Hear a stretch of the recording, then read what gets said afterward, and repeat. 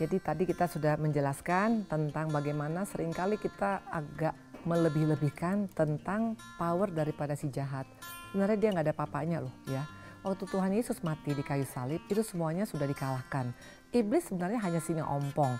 Tapi seringkali kita menganggap dia itu lebih power daripada kita. Padahal sebenarnya wanita itu kita bisa mengalahkan dia dengan sangat mudah karena we got the influence. Kita ada punya pengaruh yang luar biasa. Tadi saya sudah sampaikan bagaimana seorang Esther bisa mengubah keputusan raja yang sangat powerful.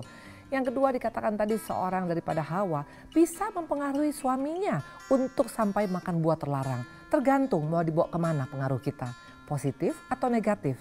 Walaupun mungkin kita berkata, tapi suami saya seperti ini Bu Indri, anak-anak saya seperti ini. Wanita, kalau engkau dan saya mempergunakan pengaruh kita maksimal sesuai dengan maunya Tuhan, itu ada power, ada kuasa yang luar biasa. Bagaimana cara mentransferkan sekarang kita punya pengaruh tadi? Pertama melalui semangat.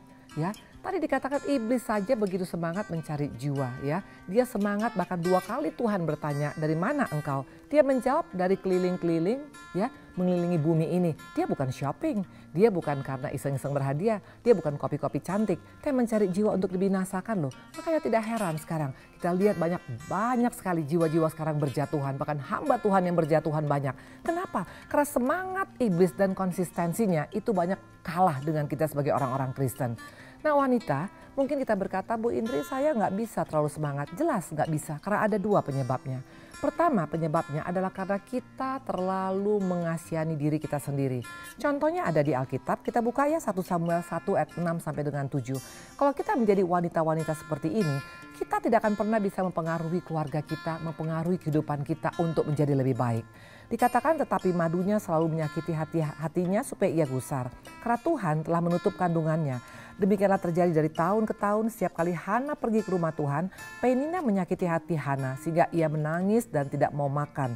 Boro-boro memiliki semangat. Yang jelas dikatakan setiap pulang ibadah tetap dalam keadaan menangis, tidak mau makan, menyesali diri, merasa diri kenapa aku seperti ini, kenapa aku mandul, kenapa suamiku tidak mengasihi aku. Waktu kita seperti ini semangat kita pudar.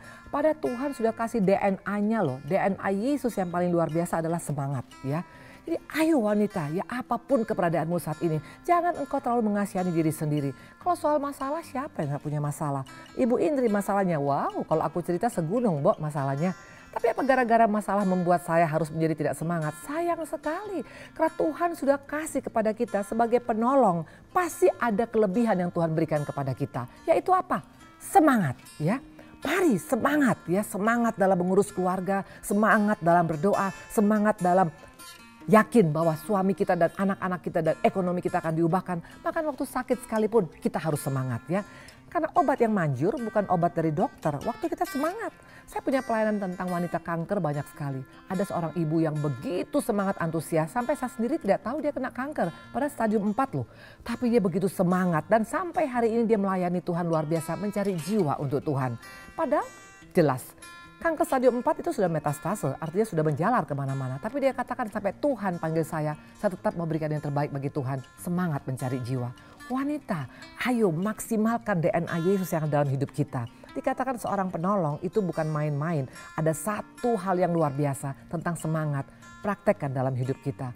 Waktu kita semangat, suami yang tadi mungkin sudah mulai down karena mungkin usaha gagal. Anak-anak yang merasa sering dibully. Itu akan berbeda dengan melihat mama yang semangat yang tetap berkata, kamu pasti bisa Pak. Anak-anak pasti punya masa depan penuh harapan. Dan doa orang semangat itu terasa beda buat Tuhan loh. Tuhan Yesus suka dengan doa yang semangat. Bukan doa yang hanya mengasihani diri sendiri, hanya meratapi diri. Itu Tuhan gak tertarik. Sudah waktunya, ini akhir zaman. Pribadi-pribadi yang semangat yang akan bisa mengalahkan dunia ini. Amin. Itu yang pertama ya. Nah dikatakan di sini akhirnya gara-gara Hana tidak semangat hanya mengasihani diri sendiri. Dia tetap mandul loh. Bayangkan mungkin engkau dan saya pada hari ini bisa jadi mandul ekonomi, mandul tentang rumah tangga yang harmonis, mandul tentang kesehatan. Jadi bukan karena Tuhan tidak mau kasih Samuel dalam hidup kita. Tapi karena Tuhan melihat kok nggak bangkit, kok hanya gini-gini aja, kok hanya cuma duduk saja, kok hanya tidur saja, kok hanya tiarap saja. Ayo dong bangkit, angkat tilammu maka kita pasti akan bisa berjalan. Wow, wonderful ya. Oke. Nah dikatakan di sini yang kedua, kenapa makanya banyak wanita-wanita nggak semangat? Karena terlalu ada di comfort zone, terlalu nyaman, menganggap itu bukan urusan saya. Ibu-ibu, anak-anak muda atau siapapun kau yang mendengar pada hari ini. Jiwa itu urusan kita loh kalau kita mau disertai oleh Tuhan. Karena waktu Tuhan Yesus naik ke surga, dia katakan dalam amanat agungnya, pergi jadikan bangsa muridku, maka aku akan menyertai engkau sampai pada akhir zaman. Tanpa penyertaan Tuhan di akhir zaman, kita nggak akan bisa bertahan. Percayalah, kehidupan akan semakin sukar. Masalah ekonomi, masalah keamanan, masalah politik, masalah semua akan semakin sukar. Tapi waktu penyertaan Tuhan ada dalam hidup kita posisi aman. Seperti siapa? Yusuf. Kenapa Yusuf bisa berhasil dimanapun dia diletakkan? Karena penyertaan Tuhan. Dan bagaimana kita bisa disertai oleh Tuhan? Jelas waktu kita semangat mencari jiwa. Jadikan bangsa muridku. Itu yang membuat Tuhan menyertai kita. Tidak dibutuhkan harus menjadi pendeta untuk kita bisa semangat mencari jiwa. No, nggak dibutuhkan harus bisa hafal ayat untuk kita bawa jiwa pada Tuhan.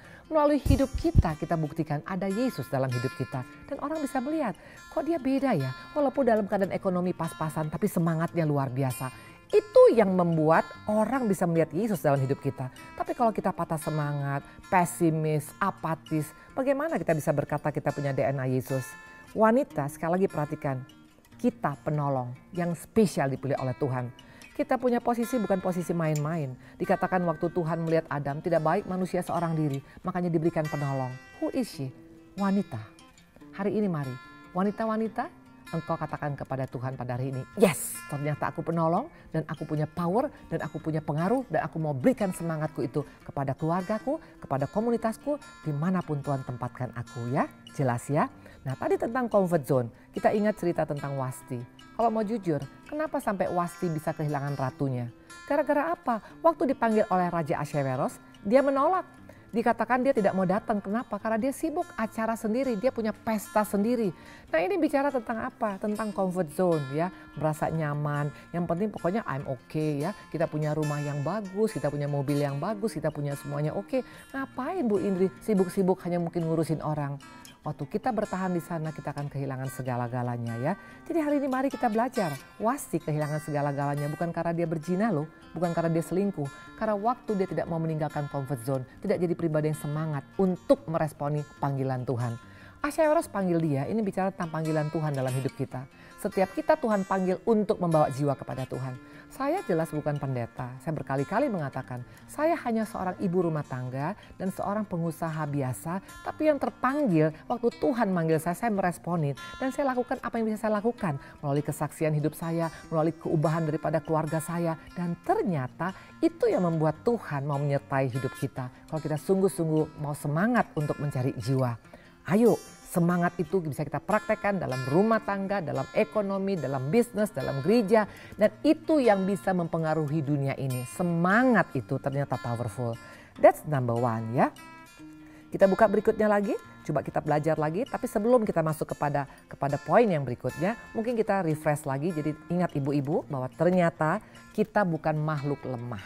Ya, jangan pernah bilang wanita itu makhluk yang warga negara kedua. No. Kita itu adalah penolong yang spesial diangkat Tuhan untuk menolong. Siapa yang kita tolong?